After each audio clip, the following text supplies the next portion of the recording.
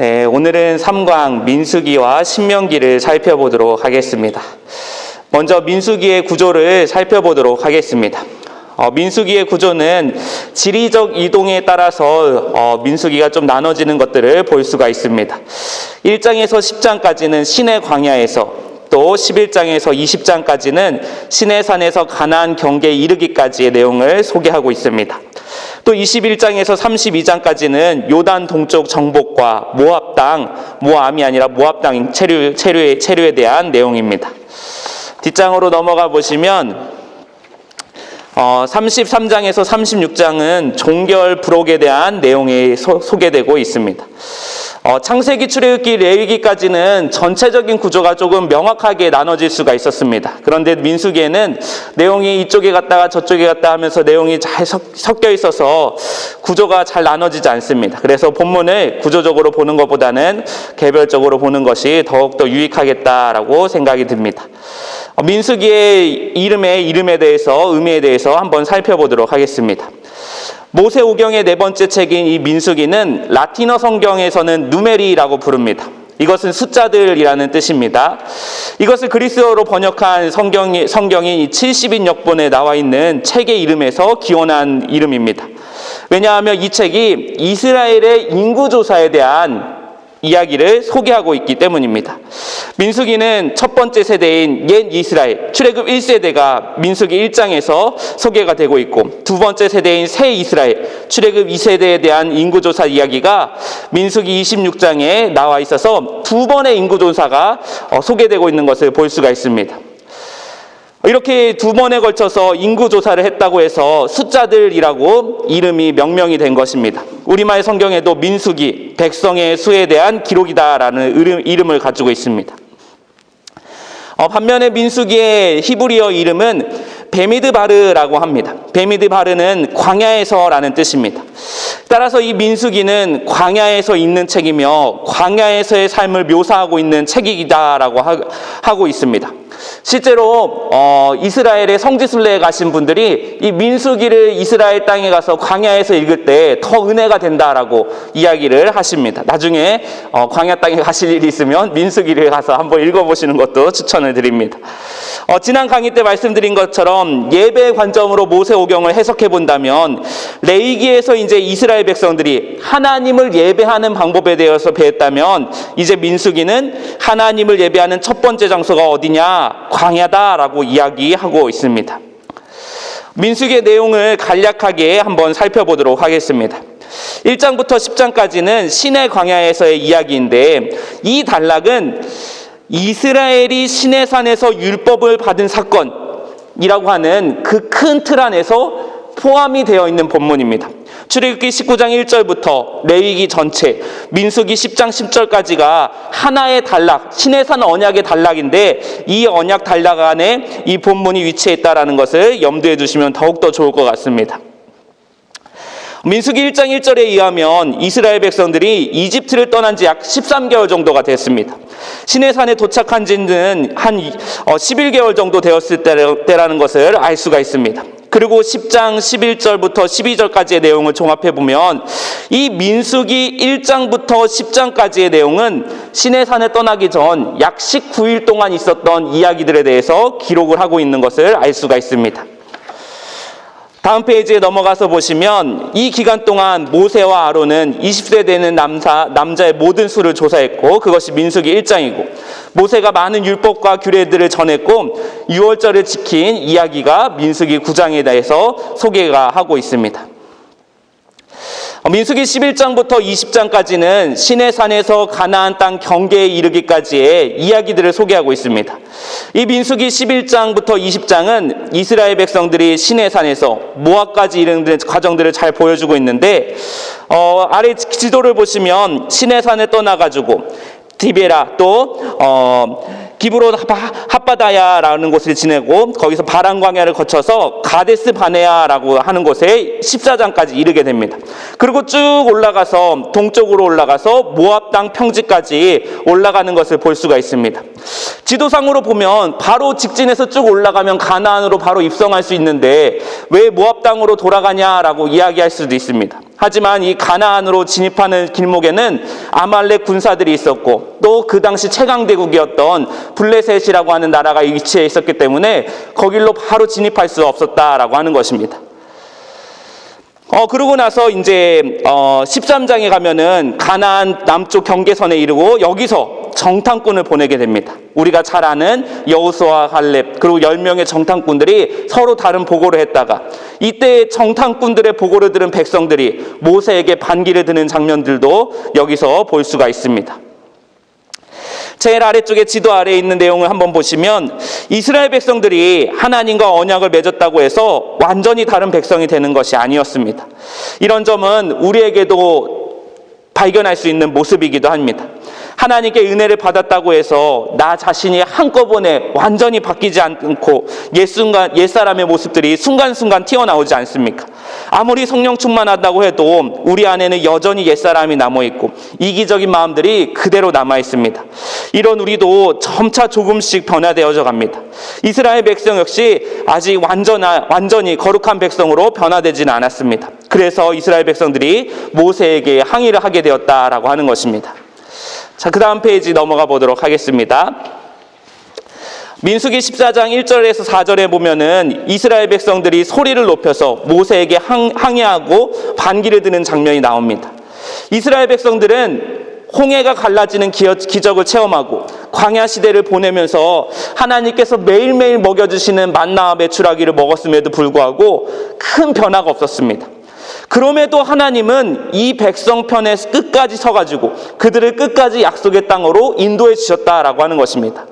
은혜라고 하는 것은 오직 하나님의 이해할 수 없는 끝없는 인내하심과 신실함에 근거한 것이지 인간의 공로나 업적에 근거한 것이 결코 하나도 없다라는 것을 우리는 민수기 말씀을 통해서 다시 한번 깨닫게 되는 것입니다. 21장부터 36장까지는 요단 동쪽 땅을 정복하고 모압 땅에 체류한 이야기들 그리고 종결 부록에 대해서 이야기를 하고 있습니다. 이 가운데 가장 중요한 것은 두 번째 인구조사 26장에 나오는 두 번째 인구조사와 이스라엘이 바알보 지역에서 마지막 반역을 일으키는 사건들을 이야기합니다.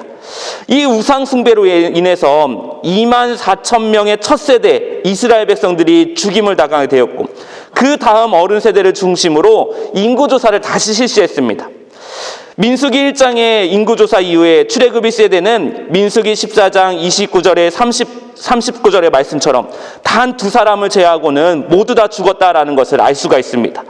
민수기 14장 29절에서 30절 말씀에 여분네 아들 갈렙과 눈의 아들 여호수아 외에는 결탄코 한 명도 약속의 땅에 들어가지 못한다라고 이야기하는데 민수기 26장에 가서는 이러므로 여분네 아들 갈렙과 눈의 아들 여호수아 외에는 한 사람도 남지 않았다라고 이야기하면서 이 말씀이 성취되었다라는 것을 기록하고 있습니다.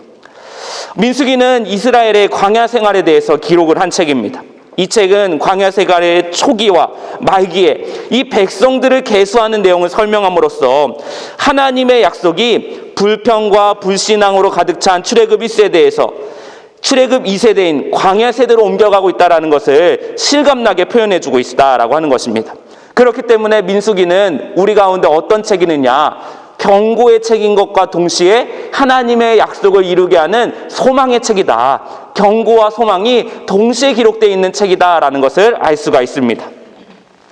이제 광야 세대는 출애굽할 당시에 20세 이하와 광야에서 태어난 사람들, 이 사람들이 광야 2세대가 출애굽 2세대가 되어서 이 역사의 중심이 1세대에서 2세대로 넘어가는 책이 민수기다라는 것을 알 수가 있습니다. 자, 이제 민수기의 주요 본문을 한번 살펴보도록 하겠습니다. 34페이지입니다. 진 편성 및 행구 순서에 대해서 민수기 2장에 대해서 기록을 하고 있습니다. 민수기 2장은 이스라엘 백성이 진칠 때와 행진할 때 각 지파가 어떤 자리를 차지해야 되는지 자리 배정에 대해서 내용을 이야기해주고 있습니다.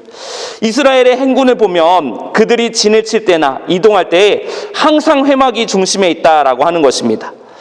민수기 2장 17절 말씀을 우리 다 같이 함께 읽어보도록 하겠습니다. 그 다음에 회막이 레위인의 진영과 함께 모든 진영의 중앙에 있어 행진하되 그들의 진친 순서대로 각 사람은 자기의 위치에서 자기들의 길을 따라 앞으로 행진할지니라. 아멘. 여기서 회막이라고 하는 것은 하나님과 백성들이 만나는 거룩한 천막을 이야기합니다. 문자적으로는 만남의 천막이다라는 뜻을 가지고 있습니다. 이 회막을 중심으로 놓고 이스라엘 12지파가 호위하고 있는 것을 우리 표에서 한번 확인해 볼 수가 있습니다. 진영의 배치는 각각 사각형으로 포진하는데 회막을 중앙으로 놓고 첫 번째로 이제 제사장 아론의 가문들이 동쪽에 위치하고 거기에 이제 이사갈, 유다, 스불론이 위치해 있고 그 다음에 남쪽으로 내려가고 그 다음 서쪽, 그 다음 북쪽으로 하면서 이 지파가 이렇게 회막을 둘러싸고 있다라는 것을 알 수가 있습니다. 이스라엘의 행군 구도는 이스라엘은 어떠해야 된다. 이스라엘의 정체성이 새겨져 있는 모습을 잘 보여주고 있습니다. 즉 하나님의 말씀대로 모이고 하나님의 말씀을 따라 이동할 때 이스라엘이 가는 길, 그 행군은 성공할 수 있다라고 하는 것입니다.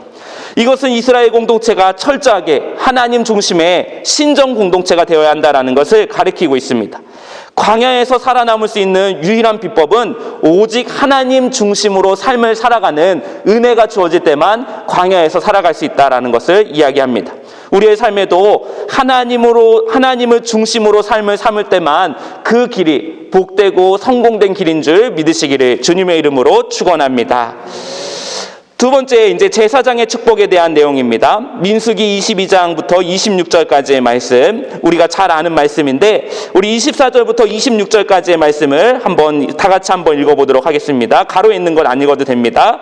여호와는 내게 복을 주시고 너를 지키시기를 원하며 여호와는 그의 얼굴을 내게 비추사 은혜 베푸시기를 원하며 여호와는 그 얼굴을 내게로 향하여 드사 평강 주시기를 원하노라 할지니라 하라. 아멘.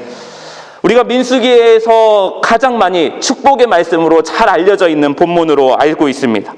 이 말씀은 제사장이 백성들에게 하나님의 축복을 선포한 내용입니다. 이 말씀은 지금도 유대인들의 예배 전통에서 일부 사용되고 있고 기독교 전통에서도 자주 인용되고 있는 말씀입니다. 이 축복문을 히브리어로 보면은 24절이 3단어, 25절이 5단어, 26절이 7단어, 그래서 총 15단어로 기록이 되어 있는 것을 알 수가 있습니다. 또 여기서 여호와라고 하는 단어가 각 절마다 한 번씩 나와서 모두 3번 등장합니다. 바로 삼위일체 하나님께서 축복의 주체이시다라는 것을 이야기하고 있는 것입니다. 또 이 축복문에는 여호와라고 하는 단어를 3개 빼면은 모두 12단어가 남습니다. 이는 이스라엘의 12지파를 의미하고 하나님의 백성을 지키시는 하나님에 대해서 이야기하고 있다라고 하는 것입니다. 이 복의 창구로 제사장의 역할을 감당하고 있습니다. 또한 각 절마다 단어의 숫자가 3단어에서 5단어, 7단어로 점점 많아지는 것을 볼 수가 있습니다. 다음 페이지로 넘어가서 보시면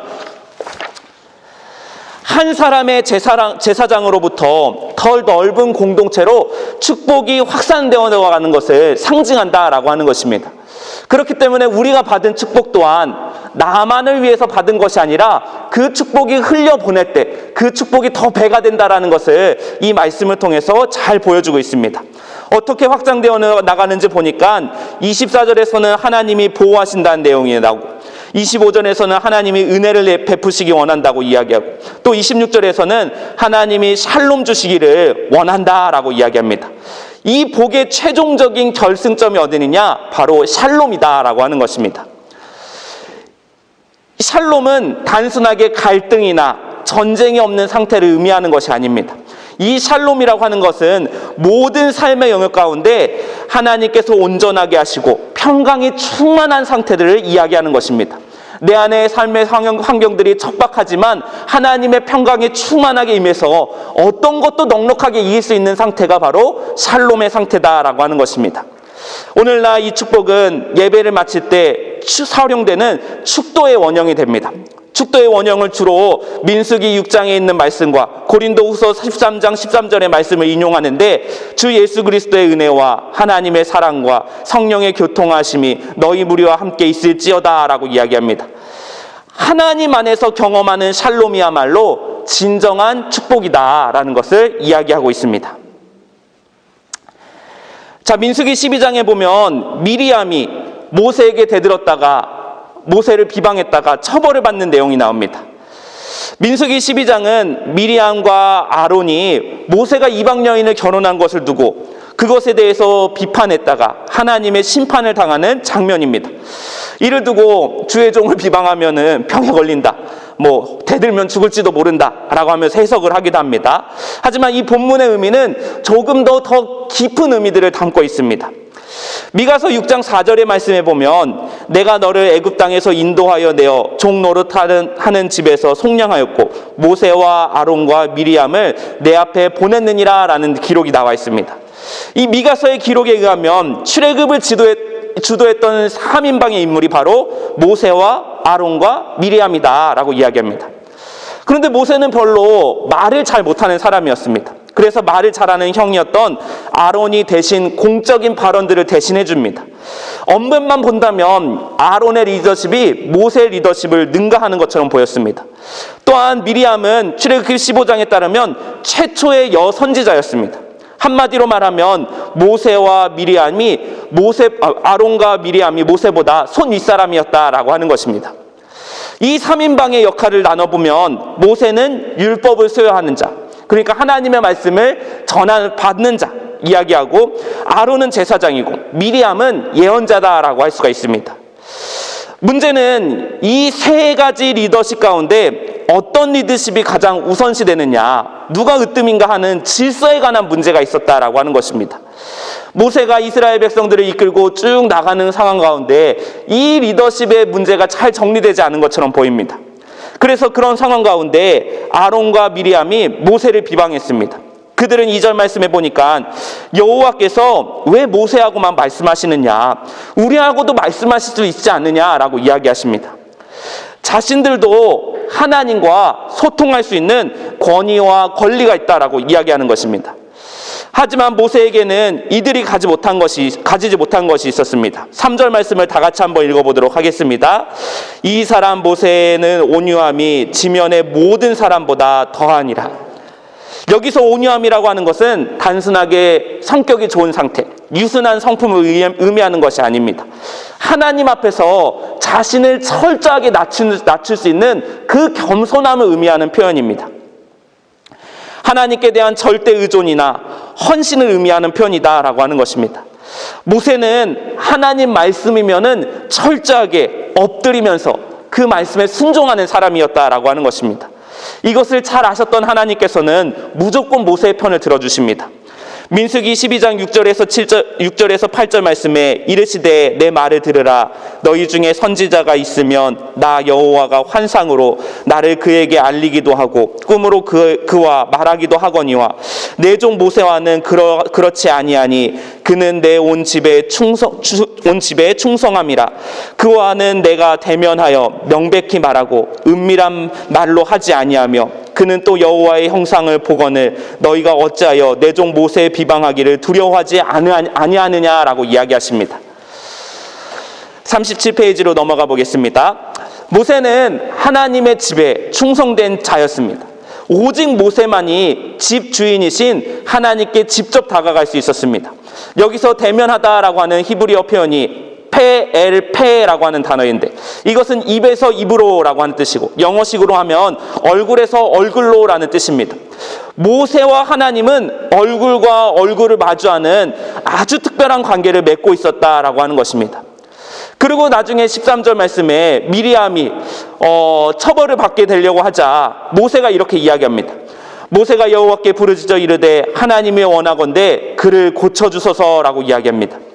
모세는 온유함도 있었고 하나님께 충성됨도 있었습니다. 그리고 관대함까지 소유한 중보자였음을 보고하고 있다라고 하는 것입니다. 자신에게 반기를 들었던 미리암을 위해서 중보기도했던 이 모세는 그리스도인들의 삶이 어떠해야 되는지를 잘 보여주고 있습니다. 우리가 여기서 생각해야 할 것은 하나님께서 우선순위를 두는 신앙의 영역은 어떤 것이냐 하는 질문입니다. 토라 중심인가? 희생제사 중심인가? 예언 중심인가? 하는 질문입니다. 말씀 중심의 종교인가? 예배 중심의 종교인가? 종교적 체험을 중심으로 하는 그 종교냐? 어느 것이 과연 우선시 되는 것이냐라고 이야기할 때 적어도 민수기 12장에 의하면 하나님의 신앙 공동체는 말씀 중심의 공동체가 되어야 한다라고 우선순위를 하나님께서 확실하게 정해주셨습니다. 오늘날 하나님께서 우리에게 주시는 각종 은사와 신비한 체험들 모두 다 궁극적인 권위인 하나님의 말씀, 이 성경의 말씀에 근거해서 해석되고 판단되어야 한다라고 하는 것입니다. 제 아무리 화려한 예배일지라도, 제 아무리 신비한 예언과 체험을 하더라도 말씀의 권위가 주어지면은 그 안에서 내려올 수 있어야 한다라고 하는 것입니다. 성령님께서도 우리에게 말씀하실 때 그냥 말씀하시지 아니하시고 성경의 말씀을 기초로, 성경의 진리를 기초로 우리에게 말씀하여 주시는 하나님이시다라는 것을 잘 기억하시기를 바랍니다. 13장부터 14장에는 가나안 정탐꾼들의 보고가 나옵니다. 이스라엘이 바란 광야 가데스에서 이제 정탐꾼을 파송하였습니다. 모세는 하나님의 명령에 따라 각 지파에서 지휘관을 한 사람씩 선발하여서 보냅니다. 40일 동안의 정탐을 마친 후에 가데스로 되돌아온 정탐꾼들이 이스라엘 자손의 온 회중 앞에서 보고를 합니다. 이 정탐꾼들은 가나안 땅 정복을 이제 불안한 마음으로 볼 것인가 아니면 믿는 마음으로 볼 것인가에 대해서 이 보고의 내용이 관점에 따라 크게 달라지는 것을 볼 수가 있습니다. 이때 대부분의 정탐꾼들은 객관적인 사실 보고가 아니라 의도를 가지고 있는 과장된 보고를 합니다. 민수기 13장 31절에서 33절 말씀에 보면은 첫 번째로 뭐라고 이야기하느냐, 그 정탐한 땅을 악평하여 이르되라고 이야기합니다. 악평한다라는 표현은 이 보고가 사실 보고가 아니라 자신의 해석과 감정을 기초로 하고 있는 보고임을 전제로 하고 있는 표현입니다. 그래서 어떤 보고를 하느냐, 그 거주민을 삼키는 땅, 그 땅은 척박한 땅이다 라고 이야기합니다. 그런데 분명히 13장 27절에 바로 앞에서는 뭐라고 했느냐, 그들이 첫 번째로 보고할 때 그 땅은 분명히 적과 꿀이 흐르는 땅이다 라고 이야기했습니다. 그런데 갑자기 태도를 바꿔가지고 척박한 땅이다라고 보고의 내용을 바꿔버린 것입니다. 또 뭐라고 이야기하느냐, 거기서 네피림 후손인 아낙 자손의 거인들을 보았다라고 이야기합니다. 가나안 땅의 거주민들의 키가 큰 것을 보고 신장이 장대한 신화적인 인물인 네피림을 빗대어서 과장된 보고를 하고 있는 것입니다. 그 당시 사람들이라면 누구나 두려워할 만한 그 신화적인 인물을 빗대어서 과장된 보고를 하고 있음을 알 수가 있습니다. 또 우리는 스스로 보기에도 메뚜기 같다라고 이야기합니다.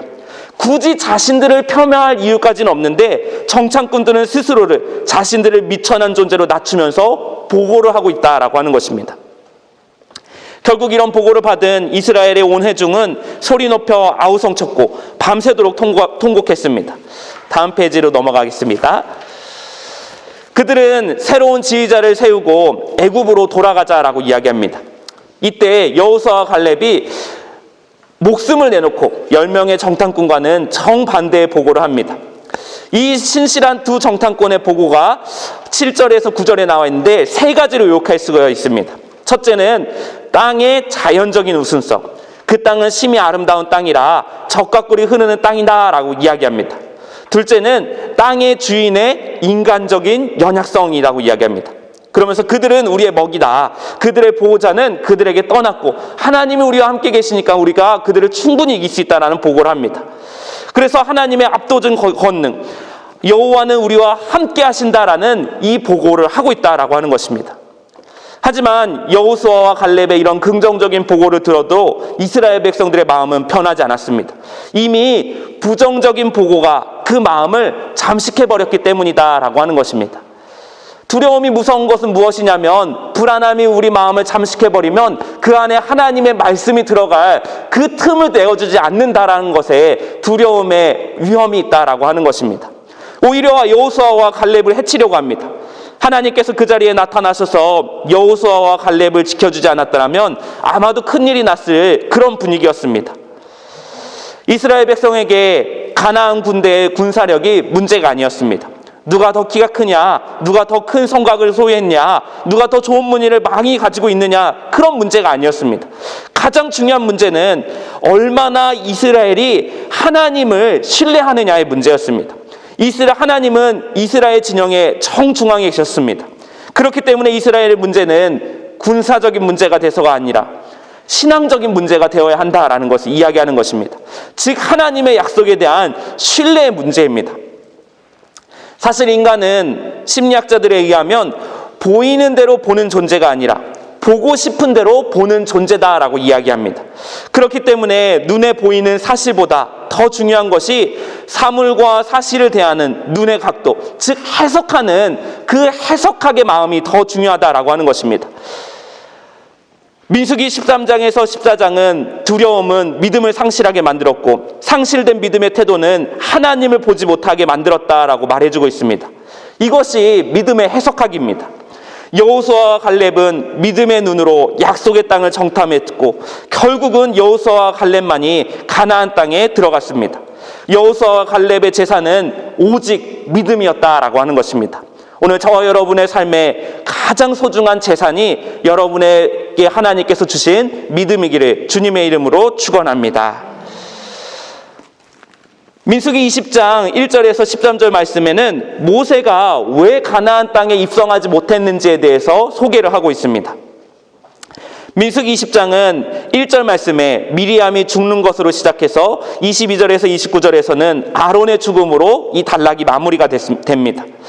미리암이 죽었다라고 하는 것은 모세와 아론도 가나안 땅에 들어가지 못할 것이다라는 것을 암시하고 있습니다. 미리암의 죽음 이후에 20장 2절에서 13절 말씀에 보면은 신광야에서 위치한 이 가데스의 무리바에서 일어난 물 사건을 다루고 있습니다. 이 본문이 모세와 아론이 가나안 땅에 들어가지 못한 이유에 대해서 비교적 자세하게 소개를 하고 있는 것을 볼 수가 있습니다. 다음 페이지에 넘어가서 보시면 민수기 20장 10절에서 22절 말씀에 이 본문에 의하면 모세가 가나안 땅에 들어가지 못한 이유는 크게 세 가지입니다. 먼저 10절 말씀에 모세의 교만함입니다. 우리가 너희를 위하여 이 반석에서 물을 내랴라고 하고 있는데 이 표현은 모세와 아론이 하나님의 능력을 가로채서 이 반석에서 자신들 스스로가 물을 낼 수 있는 힘을 가지고 있다라는 표현입니다. 그들은 교만하게도 하나님의 권능을 자신의 능력으로 포장해서 백성들 앞에서 의시하고 있다라고 하는 것입니다. 이것을 잘 알았던 시편도 106편 32절에서 33절 말씀에 그들이 또 무리바 물에서 여호와를 노하게 하였으므로 그들 때문에 재난이 모세에게 이르렀나니 이는 그들이 그의 뜻을 거역함으로 말미암아 모세가 그의 입술로 망령되이 말하였습니다 라고 이야기하는 것입니다. 또 두 번째로 모세가 그 땅에 들어가지 못한 이유는 모세의 불순종 때문이다. 그의 손을 들어 그의 지팡이로 반석을 2번 쳤다라는 표현이 등장합니다. 모세가 반석이 한 번 아니고 2번 쳤다라고 하는 것은 하나님께서 모세에게 지팡이를 주면서 말씀하셨을 때 반석에게 명령해라, 반석에게 말하라 라고 그렇게 지시사항을 하셨는데 이 말씀을 고의적으로 거스른 태도로 보여지는 것입니다. 하나님은 한 번도 모세에게 반석을 내리쳐라 라는 말을 한 적이 없으십니다.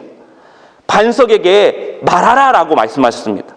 하지만 모세는 그 말씀에 불순종해서 스스로 반석을 2번 쳐서 물이 나오게 만듦으로써 그 하나님과 약속한 것을 어겼다라고 하는 것입니다. 세 번째 이유는 모세의 불신앙입니다. 12절 말씀에 너희가 나를 믿지 아니하고 라고 합니다.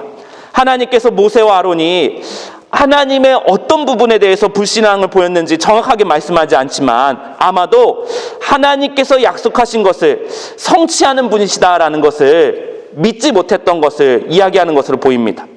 14장 21절 말씀에 나를 믿지 않겠느냐라는 표현이 나오는데 이 말씀을 종합해서 보면은 모세는 자신의 죄악, 교만, 불순종, 믿음 없음으로 인해서 약속의 땅에 들어가지 못했다라고 이야기하고, 이 일을 계기로 아론은 호르산에서 죽음을 맞이하고, 모세는 느보산 비스가 산 꼭대기에서 최후를 맞이하게 되는 모습을 우리가 성경을 통해서 보게 됩니다. 자, 그런데 신명기로 넘어와서 보면은 모세가 가나안 땅에 들어가지 못한 이유는 조금 다르게 소개가 됩니다. 신명기에서는 모세의 죄악 때문에 모세가 가나안 땅에 들어가지 못한 것이 아니라 백성들의 죄악 때문에 모세가 가나안 땅에 들어가지 못했다라고 소개합니다. 신명기 3장 25절에 구하옵나니 나를 건너가게 하사 요단 저쪽에 있는 아름다운 땅, 아름다운 산과 레바논을 보게 하옵소서라고 이야기합니다. 모세가 하나님, 저도 약속의 땅에 들어가고 싶습니다. 하나님, 저도 한번 들어가 보면 안 될까요? 이렇게 하면서 간청을 합니다. 그때 하나님의 응답이 아주 단호하십니다. 여호와께서 너희 때문에 내게 진노하사 내 말을 듣지 아니하시고 내게 이르시기를 그만해도 족하니 이 일로 다시 내게 말하지 말아라. 다시는 간청하지 말아라라고 하나님이 딱 잘라 이야기합니다. 그런데 26절에 너 때문에라고 이야기하지 않고 너희 때문에라고 이야기합니다. 뒷장으로 넘어가 보시면 하나님은 백성들 때문에 내게 진노했다라고 이야기합니다. 지도자는 자신이 이끄는 백성들과 함께 공동 책임을 져야 한다라는 것을 말해주고 있습니다. 자신이 이끄는 공동체와 같은 운명을 맞이하는 것이 진정한 지도자다라고 하는 것입니다. 게다가 하나님께서는 출애굽기 3장 10절 말씀에서 모세의 사명을 이집트 땅에서 동족들을 이끌고 나와서 이끌고 나오는 것까지가 모세의 한계다라고 이야기하는 것입니다. 모세의 사역은 가나안 땅에 진입하기 직전까지 그것을 인도하는 것이 경계선이다라고 하는 것입니다. 아무리 하나님의 위대한 종이라고 할지라도 자신에게 맡겨진 사명에는 한계가 있습니다. 하나님은 그가 아무리 출중한 사람일지라도 한 사람에게 모든 일을 다 맡기시고 모든 일을 그 사람을 통해서 완성시키지 않으십니다. 누구에게나 거기까지라고 하는 선이 있다라고 하는 것입니다. 욕심을 부리지 않고 내가 마지막으로 있어야 할 자리가 어디까지인지를 늘 마음속에 염두하고 어느 시점에서 내려가야 하나님의 뜻에 합한 것인지 그것을 아는 자가 참된 지도자의 모습이 되어진다라고 하는 것입니다. 끝까지 버티다가 강제로 내려오지 않고 겸손하게 때가 되어서 내려올 수 있는 것도 하나님의 큰 은혜다라는 것을 우리는 이 말씀을 통해서 발견하게 됩니다. 이제 신명기로 넘어가 보도록 하겠습니다. 신명기 1장에서 4장까지는 모세가 이스라엘 백성들에게 한 첫 번째 설교 부분으로 지난 역사들을 회고하는 장면들이 여러 차례 기록되게 되고 있습니다. 5장부터 11장은 두 번째 설교 부분으로 주로 언약을 준수할 것을 권고하는 내용을 보여주고 있습니다. 12장부터 26장까지는 사실상 두 번째 설교에 속한 부분인데 신명기에서 가장 핵심적인 내용을 다루고 있습니다. 바로 신명기 법전이라고 불리는 본문입니다. 이 신명기 법전은 하나님의 백성들이 준수해야 되는 가장 핵심적인 율법들을 다루고 있는 것을 보게 됩니다. 다음 페이지에 27장에서 30장까지는 모세의 세 번째 설교 부분입니다. 이 부분에서 하나님의 말씀에 순종하면 들어가도 복을 받고 나가도 복을 받는다라는 축복의 내용이 이야기되고 있고 그에 반해서 저주에 대한 내용이 또 동시에 소개가 되고 있습니다. 31장부터 34장까지는 모세 오경의 종결 부분으로서 모세가 후계자로 여호수아를 임명하고 모세의 노래, 모세의 축복, 모세의 죽음이 묘사가 되고 있는 것을 보게 됩니다. 자, 그렇다면 신명기의 의미는 무엇일까? 신명기는 라틴어 성경어로 듀테로노미움이라고 이야기합니다.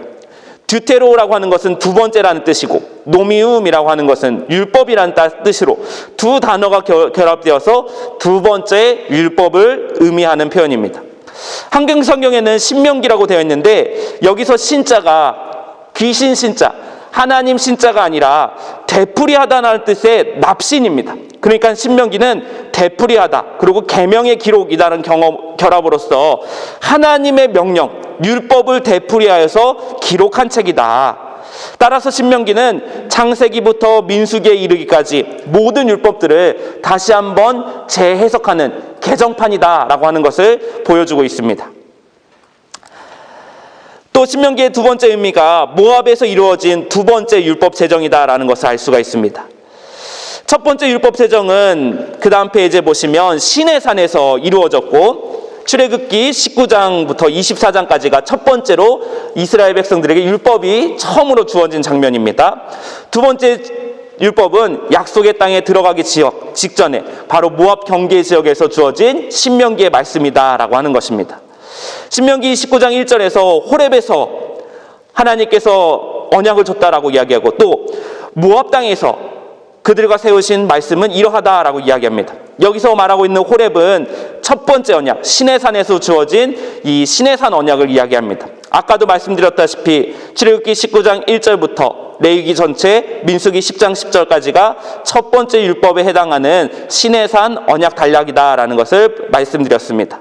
그리고 신명기 전체가 모압 땅에서 다시 한번 언약을 체결하는 내용으로서 모압 언약이다라고 할 수가 있습니다. 그래서 첫 번째 율법은 시내산 언약, 두 번째 율법은 모압 언약, 이렇게 기억하시면 될 것 같습니다.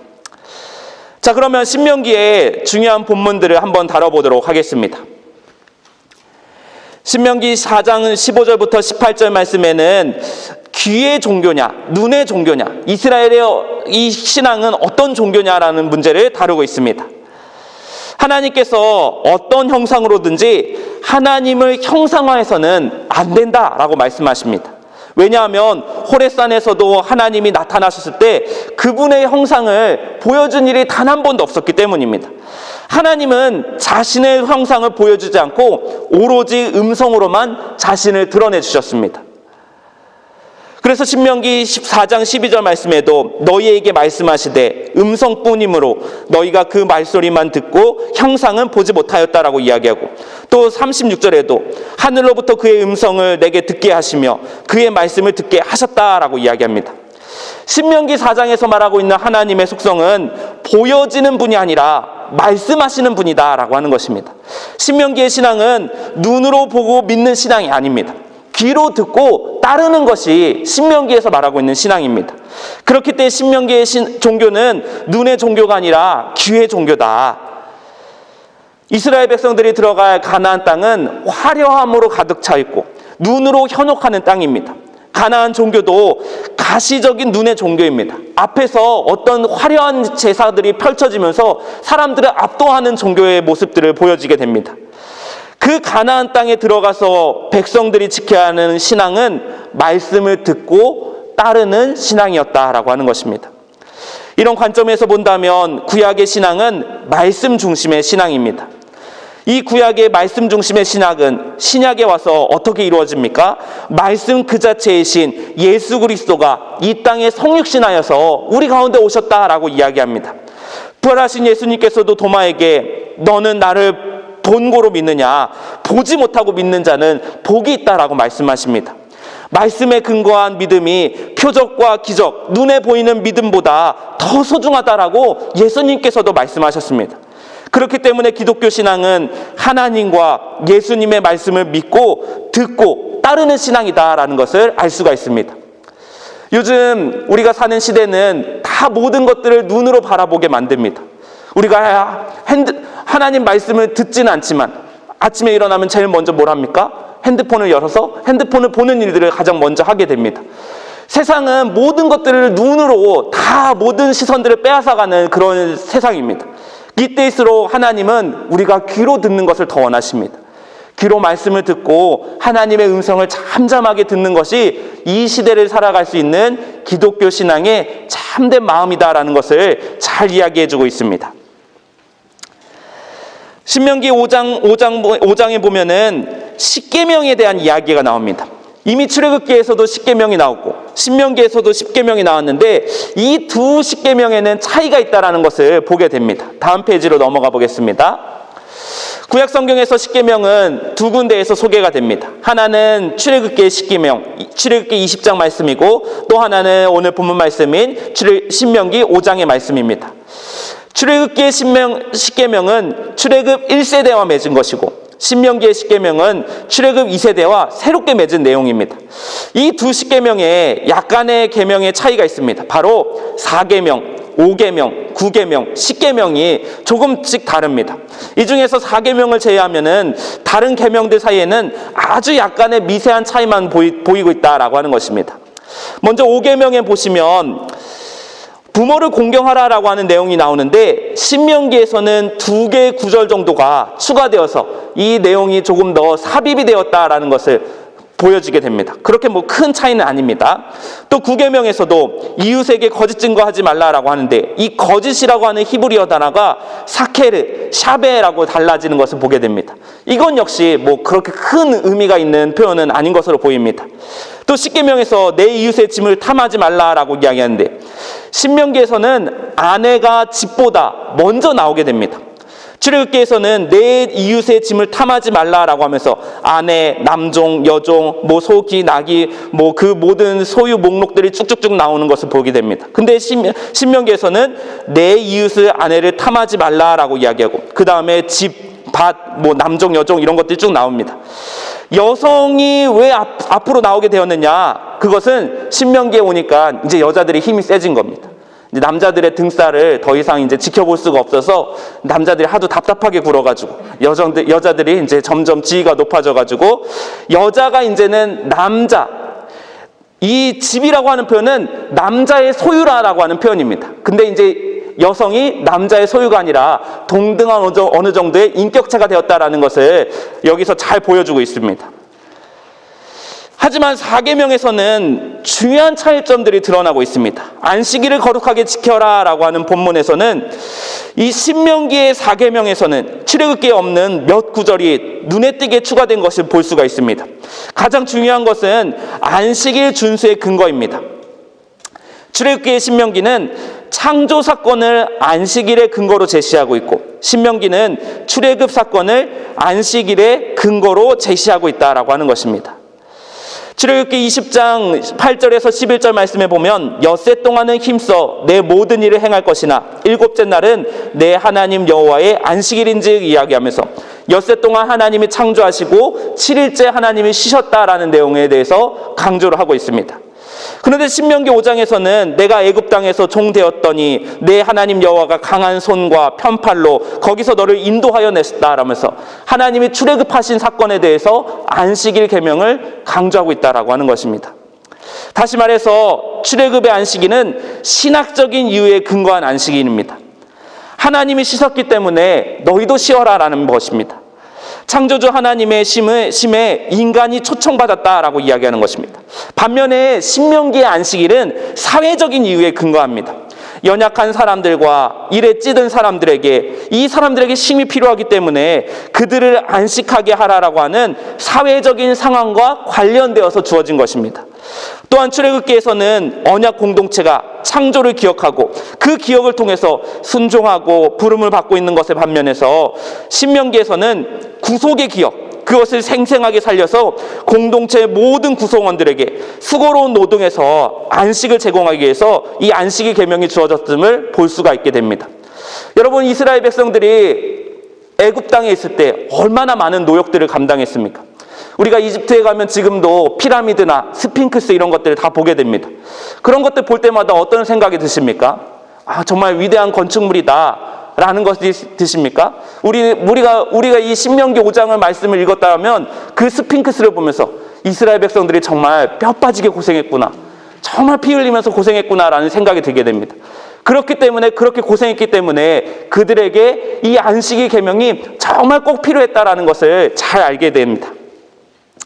이 두 가지의 안식일 계명은 우리에게 모두 다 유익하면서 오늘날 상황에 맞게 적용해 볼 수가 있습니다. 다음 페이지로 넘어가 보시면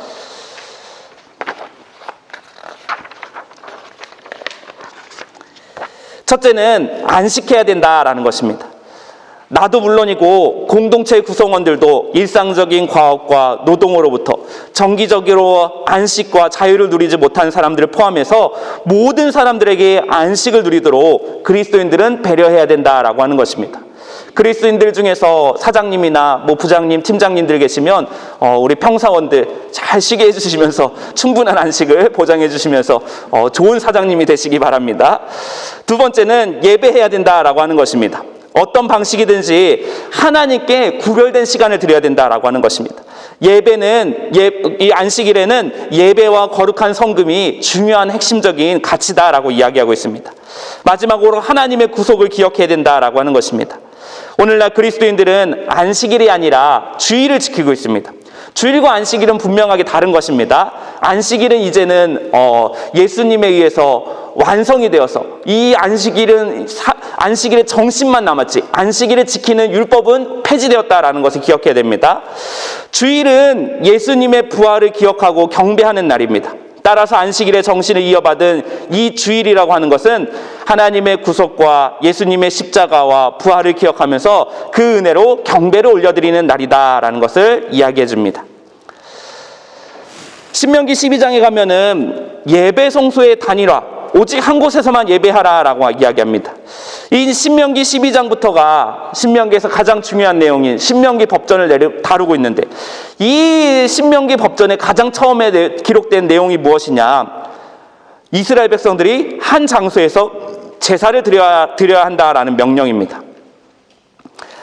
신명기 12장 13절에서 14절 말씀에 너는 삼가서 내게 보이는 아무 곳에서나 번제를 드리지 말고 오직 너희 중에 한 지파 중에 여호와께서 택하실 그곳에서 한 곳에서 번제를 드리고 또 내가 내게 명령하는 모든 것을 거기서 행하라라고 이야기합니다.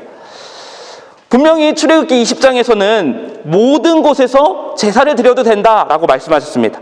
어느 곳이든지 하나님의 이름을 기념할 수 있는 곳이라면 하나님께서 임재하시겠다라고 하나님이 약속도 해주셨습니다. 한 장소에 국한되지 않고 머물지 않으시고 언제 어디서나 계시는 하나님의 속성과는 이 출애굽기의 말씀이 더욱더 어울리는 것 같습니다.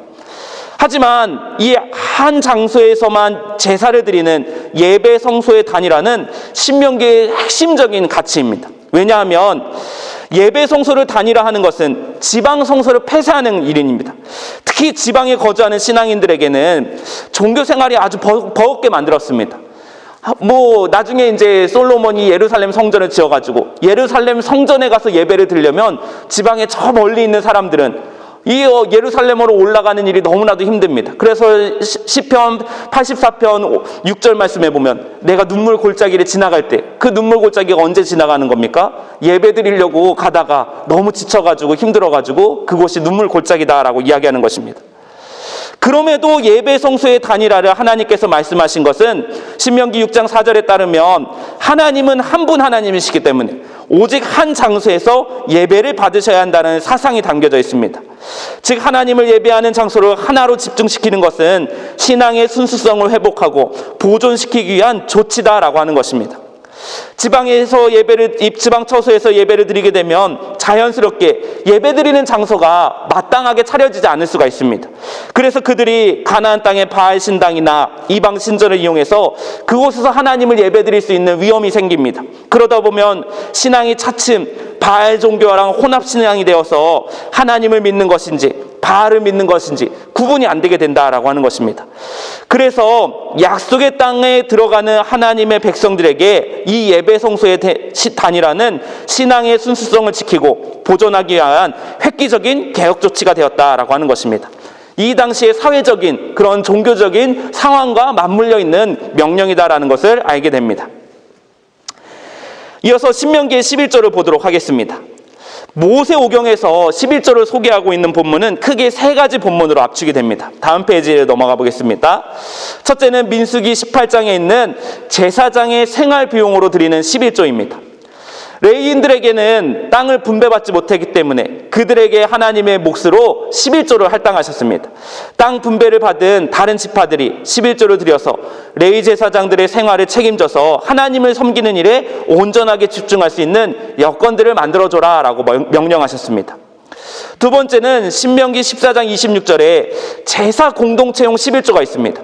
예배 때 필요한 경비로 사용이 되는 것입니다. 11조를 통해서 예배장소에 예배에 참가한 사람들과 함께 나누어 먹으면서 식탁 교제를 나누라라고 말합니다. 이때 필요한 경비로 사용되는 것이 11조다라고 하는 것입니다. 마지막으로 구제용 11조인데 구약 성경에서 신명기에서만 나오는 11조의 내용입니다. 매년 3년마다 한 번씩 11조를 모았다가 성읍에 다 저축해놨다가 가난한 사람들, 구약 성경에 따르면 레위인과 객과 고아와 과부에게 나눠주라라고 이야기합니다. 이 세 가지 11조 용도를 오늘날 용어로 표현하면 목회에 전념하는 목회자의 생활비, 교회 운영 관리비, 구제비라고 이야기할 수가 있습니다. 건강한 교회는 이 교회 재정의 세 가지 영역에서 이 재정들이 바르게 지출되는 교회가 건강한 교회다라고 하는 것입니다. 하지만 많은 교회들이 첫 번째와 두 번째는 잘 그 11조를 사용하는데 세 번째로는 잘 사용을 하지 않고 있습니다. 하지만 우리 광림교회는 이 어려운 시기에 이 구제하는 일에 가장 앞장서 있는 교회입니다. 그렇기 때문에 우리가 신앙생활하고 있는 이 교회는 가장 건강한 교회다라고 할 수가 있습니다. 우리 옆에 분들하고 한번 인사해 보겠습니다. 건강한 교회에서 신앙생활하셔서 좋으시겠습니다. 이렇게 인사해 보겠습니다. 건강한 교회에서 신앙생활하셔서 좋으시겠습니다. 네, 여러분 정말 축복받으신 겁니다. 아멘이 안 나오시네요. 네, 아멘으로 해서 아멘으로 화답하셔서 우리 녹화 영상에도 들어가서 모두가 화답할 수 있게 하겠습니다.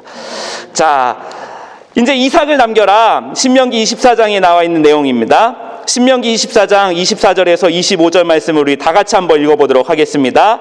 내 이웃의 포도원에 들어갈 때에는 마음대로 그 포도를 배불리 먹어도 되느니라. 그러나 그릇에 담지는 말 것이요 내 이웃의 곡식밭에 들어갈 때에는 내가 손으로 그 이삭을 따도 되느니라.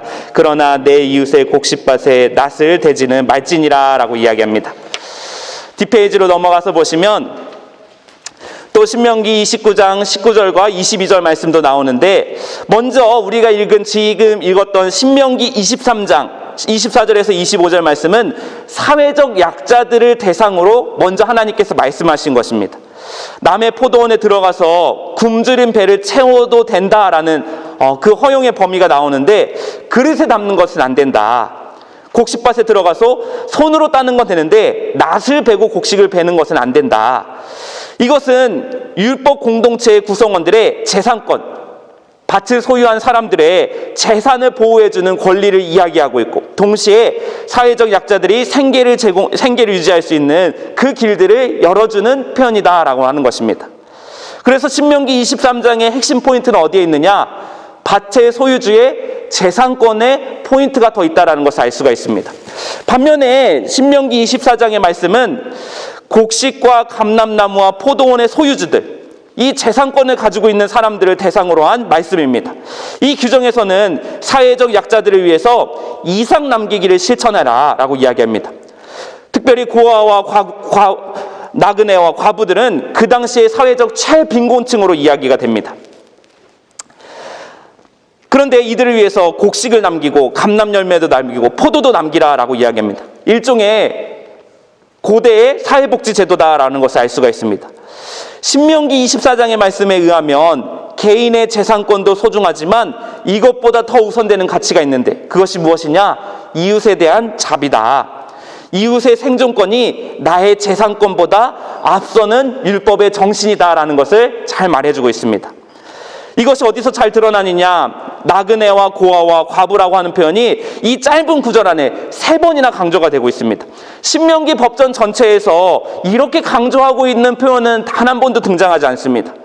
그렇기 때문에 신명기의 가르침은 이웃과 함께하는 삶이야만 공동체가 세워진다라는 진리를 강조하고 있습니다. 특정 계층을 편드는 것이 아닙니다. 모든 계층이 더불어 함께 살려면 이것이 반드시 필요하다라고 하는 것입니다. 울타리로 둘러싸인 아름다운 정원이 되기보다 아무리 최고층 아파트였지만 서로가 서로를 보지 않는 개인의 프라이버시가 존중되는 그런 아파트에 사는 것보다 여러 사람들이 편하게 드나들 수 있는 공원이 우리의 삶을 더 행복하게 만들어준다라는 사상이 이 말씀에 잘 나타나 있다라고 하는 것입니다. 마지막으로 저주의 12계명 말씀을 보도록 하겠습니다. 신명기 27장의 내용입니다. 하나님께서 이스라엘 백성들이 가나안 땅에 이를 때에 실행해야 될 의식들에 대해서 신명기 27장에 말씀하십니다. 그래서 12지파를 두 산으로 나눠주십니다. 첫째는 그리심산에 백성을 축복하는 사람 지파들로서 이제 이 지파들을 소개하고 있고, 또 에벨산에는 또 지파들을 보내서 저주하기 위해서 이렇게 보냅니다. 그래서 여기서 선포되는 말씀이 있을 때, 레위 지파가 말씀을 선포할 때마다 이제 백성들이, 에벨산에 있는 백성들은 거기서 어떤 내용이 선포되면 아멘으로 화답하고, 그리심산에 있는 사람들은 또 레위 지파가 축복의 내용을 선포하면 아멘으로 화답하는 것을 볼 수가 있습니다. 에벨산에서 저주의 12계명이 나오는데 어떤 계명들이 나오는지 쭉 그냥 눈으로 한번 확인해 보시기 바랍니다. 뒷장으로 넘어가 보겠습니다. 여기서 소개된 저주의 12계명은 8개 문제로 압축돼 볼 수가 있습니다. 첫째는 우상숭배, 둘째는 부모 홀대, 또 셋째는 이웃 땅 경계성을 옮기는 것, 이웃 땅을 침범하는 것을 이야기합니다. 또 18절에 시각장애인을 잘못 인도하는 얘기, 사회적 약자들을 배려하지 않는 행위를 이야기합니다. 또 약자의 재판 왜곡, 부정한 성관계, 고의적인 살인, 뇌물수수 행위라고 이야기하는 것입니다. 이 8가지 저주를 받을 악행들에는 공통점이 있습니다. 바로 은밀하게 저지르는 행위입니다. 15절 말씀에도 우상을 은밀하게 세우고, 24절 말씀에도 이웃을 암살하는 자라고 하는 표현이 이 은밀하다라는 것에 대한 표현을 잘 드러내줍니다. 개인적이고 비밀리에 발생하는 악행들은 그 잘못을 입증해가지고 사법적인 처벌을 하기 힘들다라고 하는 특징들을 잘 알려주고 있습니다. 이 저주의 계명들은 아무도 보지 않을 때, 그리고 아무도 보지 않는 곳에서 은밀하게 또한 고의적으로 율법을 어기는 자들에게 주는 경고입니다. 하나님께서는 아무도 모르는 홀로 있는 곳에서도 여전히 유효하신 분입니다. 그렇기 때문에 하나님의 백성은 특히 은밀하게 행하는 처신을 조심해야 됩니다. 은밀한 행동에서 부정하지 말아야 됩니다. 오히려 이런 면에서 본다면 죄악이 드러나는 것이 더 은혜일 때가 많습니다. 왜냐하면 적어도 돌이킬 기회가 한 번은 주어지기 때문입니다. 그런데 은밀한 죄악은 돌이킬 기회가 주어지지 않습니다. 이런 면에서 죄악의 상처는 피해자들이 받는 상처의 아픔도 더 크지만 가해자의 파괴력도 더 크게 된다라고 하는 것입니다. 왜냐하면 자신의 삶이 망가지는 줄 모르고 끝없이 추락해가는 것이 은밀한 죄악의 특징이기 때문입니다. 자신을 망가뜨리는 일은 자기 밖에서 발생하지 않습니다. 자기 안에서 일어납니다. 특별히 음행의 문제를 조심하십시오. 왜냐하면 6번째, 부정한 성관계는 20절, 22절, 22절, 23절 4번의 말씀에 걸쳐서 소개가 되고 있습니다. 하나님께서는 이 은밀하게 범죄하는 것에 대해서 이 음행의 문제들을 집중적으로 다루고 있는 것을 보게 됩니다. 이렇게 우리가 하나님 앞에서 언제 어디서나 코람데오, 하나님이 나와 함께 하시고 하나님이 나를 지켜보신다라고 하는 하나님 앞에서의 신앙을 지켜나갈 때 우리가 하나님 앞에 더욱더 바른 신앙을 하게 될 줄 믿습니다. 잠시 기도하겠습니다. 사랑하는 하나님, 오늘도 우리에게 민수기와 신명기의 말씀을 통하여서 오늘 우리 가운데 듣게 하시고 깨닫게 하시고 알게 하신 그 말씀의 은혜들을 허락하여 주시니 감사를 드립니다. 하나님, 이제는 우리가 눈으로 보지 않고 귀로 듣는 말씀의 신앙으로 살아가기를 원합니다. 하나님 말씀을 더욱더 가까이하며 나아갈 때 이 세상을 분별하게 하여 주시고 이 세상에서 우리가 살아가야 될 하나님의 뜻을 하나님 온전하게 알 수 있도록 인도하여 주셔서 우리가 바른 신앙을 가지고 세상에 오염된 존재가 아니라 거룩한 세마포 옷을 입은 하나님의 귀한 백성으로 살아갈 수 있는 은혜와 은총들을 허락하여 주시옵소서. 특별히 홀로 있을 때, 아무도 보지 않을 때 하나님 앞에 정직하고 신실한 신앙인이 되어지기를 원합니다. 우리는 연약하오니 성령께서 우리 가운데 날마다 경고하여 주시고 날마다 하나님께서 우리 가운데 심판하시는 그 말씀의 의미들을 잘 새겨나가면서 하루하루 바르게 살아갈 수 있는 은혜와 은총들 더하여 주시옵소서. 오늘 이 시간부터 우리 가운데 하나님께서 역사하시고 인도하실 것들을 믿사오며 우리 주 예수 그리스도의 이름으로 기도하옵나이다. 아멘.